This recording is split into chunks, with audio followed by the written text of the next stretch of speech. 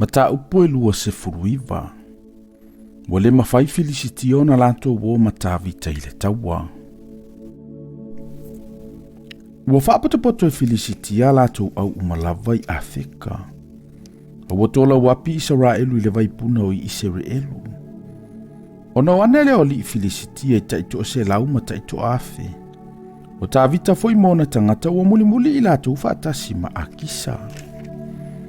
Na fai mai leo li i Filistia. A whapefe nei e Peru. Ona fai atu leo a kisa ia li i Filistia. E leo ta vita e le nei li au na saulo le tupo Israelu.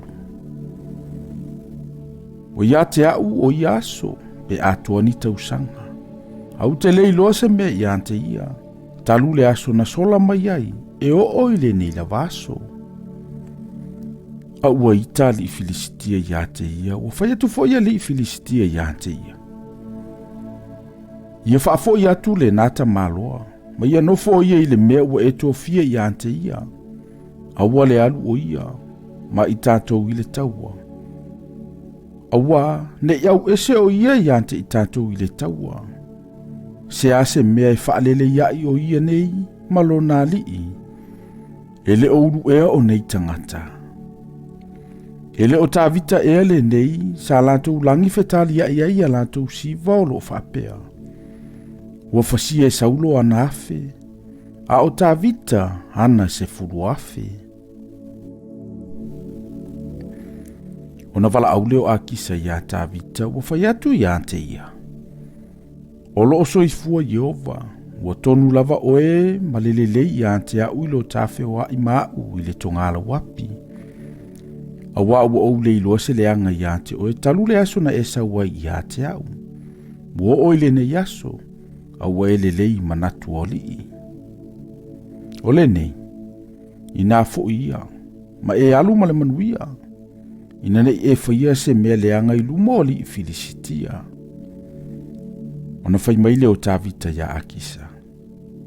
Se a se mea ua ou whaia. Se a fo i se mea ua e sila fiela au na talu le aso na ou ia i o luma. E o oile ne yaso. A ule alu atua i e tau ma fili o lo uali i le tupu. Ua tali atu a kisa ua whape antu i anta vita. Ua ou i loa. Ua lelei oe i ante a upeo se angelu a le atua. A oali i Filisitia ua lato whai mai. Ele alua e o ia ma i mātou i le taua. O le nei, ia tūlai i le tai au, o oe ma au nā lo wali i wo mai ma oe. Ia utou wala usu i le malama e o le tai au ma ia utou wo. Ua tūlai tā vita o ia mauna tangata, e ala usu i le tai au, le afu i atu i le nu o Filisitia, a o Filisitia ua wae i lantou i Israelu.